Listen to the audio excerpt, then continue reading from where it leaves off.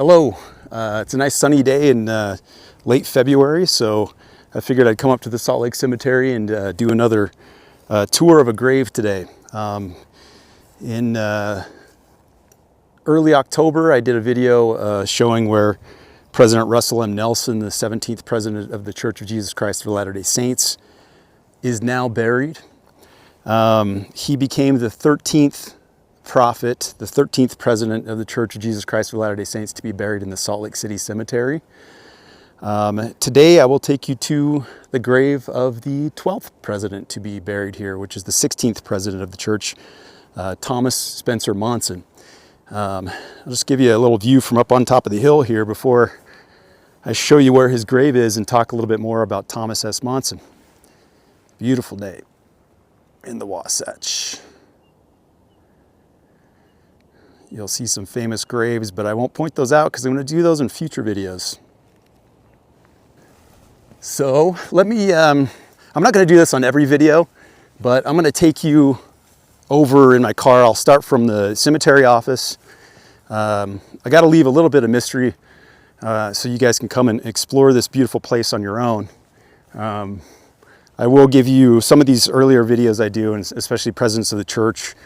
I'll give you a better idea of exactly where they're buried and so forth. But some of the more obscure ones, including stories that I'm going to tell as I go through this series, I'm going to not show you exactly where it is. I'll tell you the general area of the cemetery, and then maybe if you're in town, I'll leave it up to you to find exactly where those particular graves are located.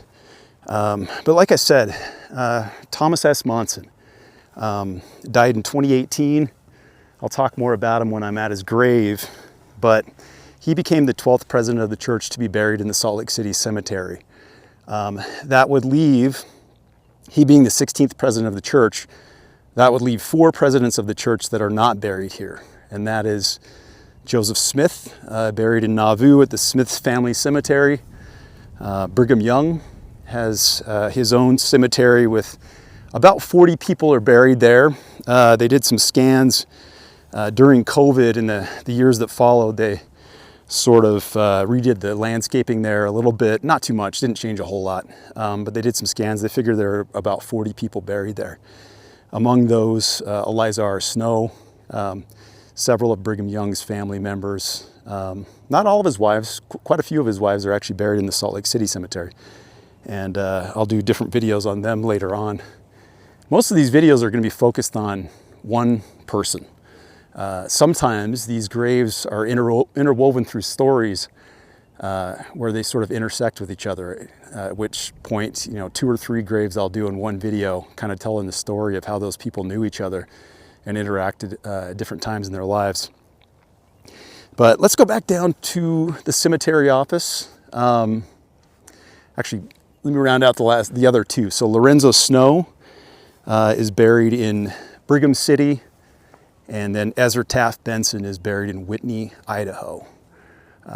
By all accounts, most likely President Dallin H. Oaks will be buried in Provo. His first wife, June, is buried in the Provo City Cemetery, and I would think that most likely he will be buried there as well. So that'll be one of the few exceptions in recent years. Most everybody, other than Ezra Taft Benson back in the 90s, has been buried in the Salt Lake City Cemetery. So come with me, let's go back down to the cemetery office, and then I'll kind of take you over by vehicle to the grave to give you some context of where it is. Like I said, I'm not going to do that on all these, but I want to do it on the presidents of the church, or at least the first few that I do, so that you can get a good idea of where they are, so you don't waste a lot of time when you come to the cemetery yourself, and you can find them and enjoy those beautiful headstones. Come with me.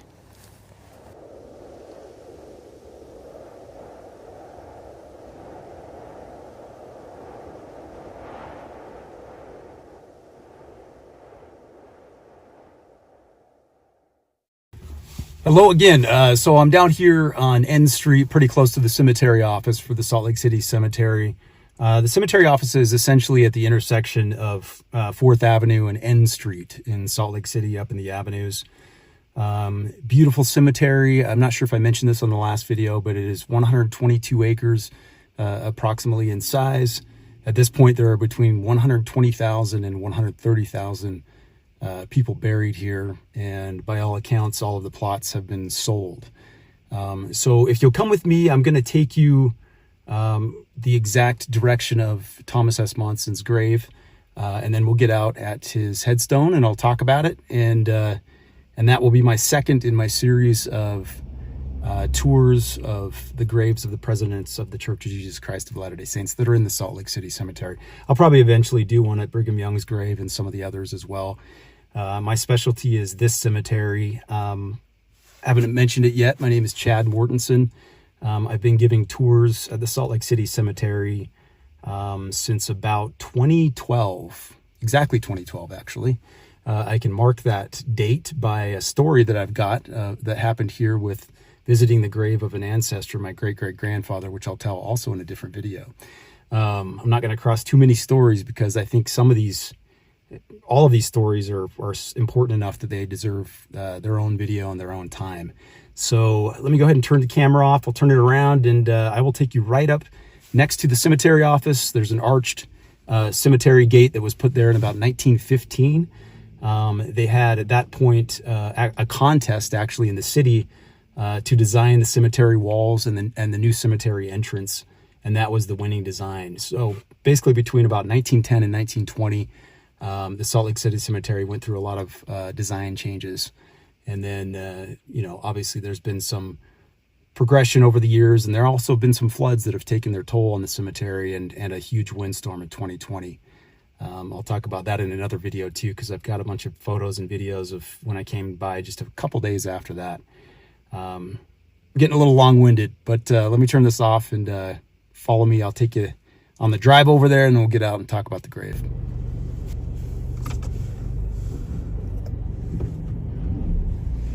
Nice little black kitty cat there, very appropriate for a cemetery tour. I happen to like all kitty cats, but especially black ones. I think they're fantastic. So I'll try not to shake the camera too much. We're coming up to 4th Avenue, so the cemetery office is going to be right in front of us there. As these cars are coming through, I think he's got a stop sign. Yeah, but actually I don't have a stop sign. He's probably going to get mad at me because I'm filming. Okay, so here is the arch. They used to have a big plaque over it that said Salt Lake City Cemetery on it. This is the cemetery office. It's been there over 100 years.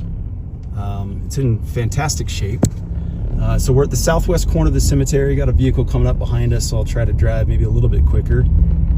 Okay, so to get to Thomas S. Monson's grave, you're going to take this curve around here. Make it easy on yourself and start at the cemetery office and then make your way over.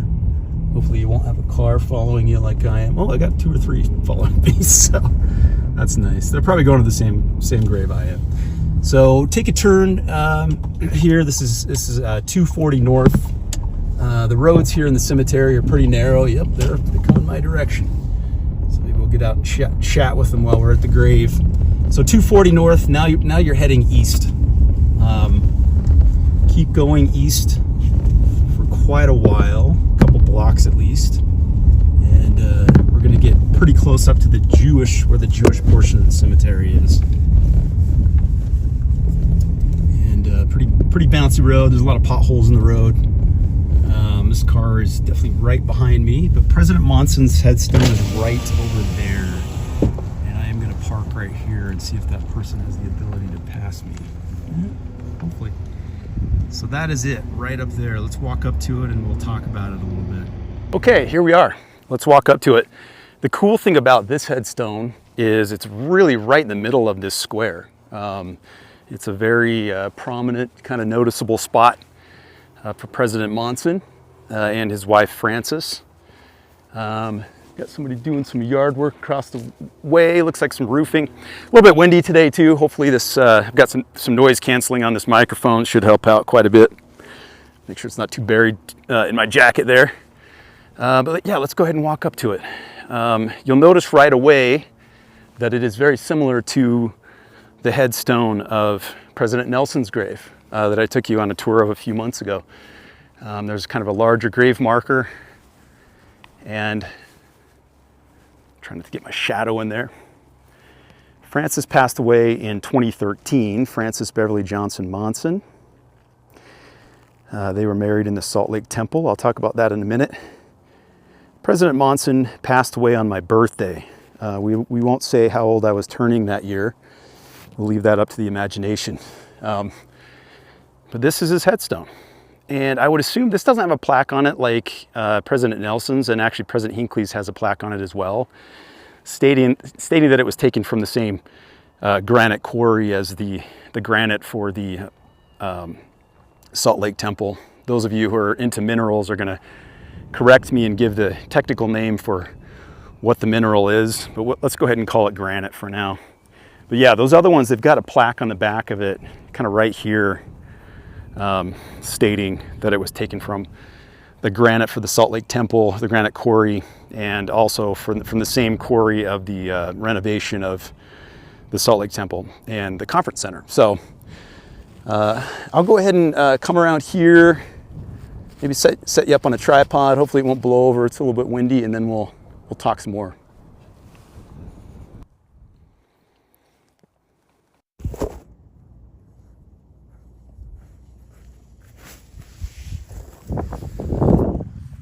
Okay, executive decision that that tripod is not going to stay up for the life of me. It's just too windy today. So we're going to do this. I'm just going to stand in front of the headstone of President Thomas Spencer Monson and talk about him a little bit. So he was born on August 21st of 1927 in Salt Lake City, Utah. He worked in the publishing business throughout his life. We've heard stories about him being called as a bishop at 22 years old and looking out for the dozens and dozens of widows in his ward. And he was all about coming to the rescue and about service. Talked about that throughout his life.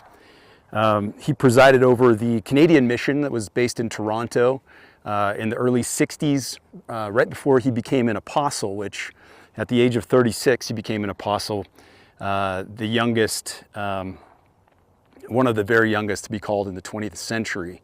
And that was on October 10th of 1963. He was called to be an apostle. 2 years prior, Gordon B. Hinckley had been called to be an apostle, so that laid out the seniority of those two, and the ordering essentially that they would end up becoming president of the church. President Hinckley being the 15th and President Thomas S. Monson being the 16th. Nelson the 17th, Oakes the 18th.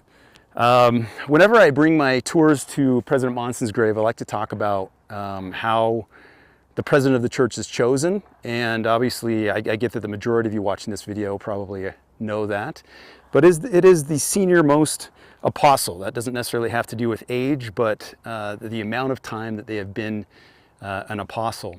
The interesting thing about the fall of 1963 is that in late September, in the edit, I'll post a couple pictures of this.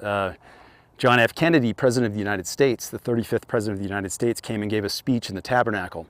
It's a fantastic speech. I probably won't play a clip of it in this video, but I urge you to look that up on YouTube.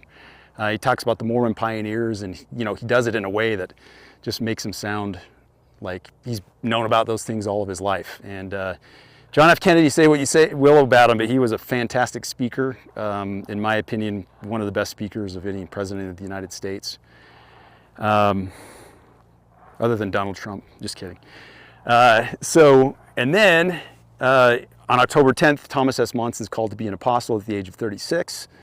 And then on November 22nd, just the next month, John F. Kennedy is killed in Dallas on a Friday. Thomas S. Monson died on a Tuesday. I mentioned that it was actually on my birthday, January 2nd. I found out about it about 10 p.m. at night. Like I say, I won't tell you how old I turned. Maybe I was turning 20, maybe I was turning 60, who knows. But this is his wife, Frances. So she's been buried here since 2013. This marker was already existing on the day of his burial. I came here just a few days later. I'll post some photos of that as well. But it's right in the middle of this section. Probably the biggest name just about on any grave marker in the cemetery is that Clive marker right there. So that's a good way to find this one. L. Tom Perry is actually buried, I won't take you there in this video, but he's buried right behind that tree over there. He died in 2015 along with two other apostles. Richard G. Scott and Boyd K. Packer. Richard G. Scott is buried in the Wasatch Lawn. I'll take you to his grave eventually. And Boyd K. Packer is buried about 5 feet from Lorenzo Snow in the Brigham City Cemetery. So I love this grave marker. I loved Thomas S. Monson, fantastic speaker, loved to tell stories, talked about coming to the rescue, as I mentioned. He served as president of the church until he passed away in 2018. So basically he was president of the church for almost exactly 10 years. Early February of 2008, he became president of the church after President Hinckley had passed away. He passed away on a Sunday night. I remember hearing about that one, as I'm sure many of you do as well. But those of you who had the chance to shake the hand of Thomas S. Monson, I'm a little bit jealous. I did not, but I can bring people to his grave. As I go through this series, I am going to put my email. I created an email for this channel. All of these grave tours, I've got a separate channel as well, but all these grave tours I'm going to keep on the same channel. I may put some of them on the other one as well, as some of those stories might cross with some of the things that I talk about there, some of the true crime stories that I tell and so forth. But I'm going to put an email address up. You're welcome to contact me. I do schedule tours with people. The long tour that I normally do is about 40 graves, maybe even 50. I'm definitely willing to do a long one. Willing to work with you though, if it's a very bumpy, kind of hilly cemetery, so if you don't feel like you can walk that much, we can just do kind of a tour right at the beginning, which is kind of on more flat ground. And I could tell there are several graves of notable people in just that first area on the west end of the cemetery. There is going to be a little bit of a charge, not too much. I don't charge a whole lot. I believe that people should have access to this place, but I am going to have a charge. Maybe the bigger the group, the less I'll charge per person. But if you want to work out one of those, you can shoot me an email. I probably won't start those up until, I'm thinking like April, just because the weather needs to get a little bit better, maybe late March. But this is the grave of Thomas S. Monson, the headstone. Beautiful place.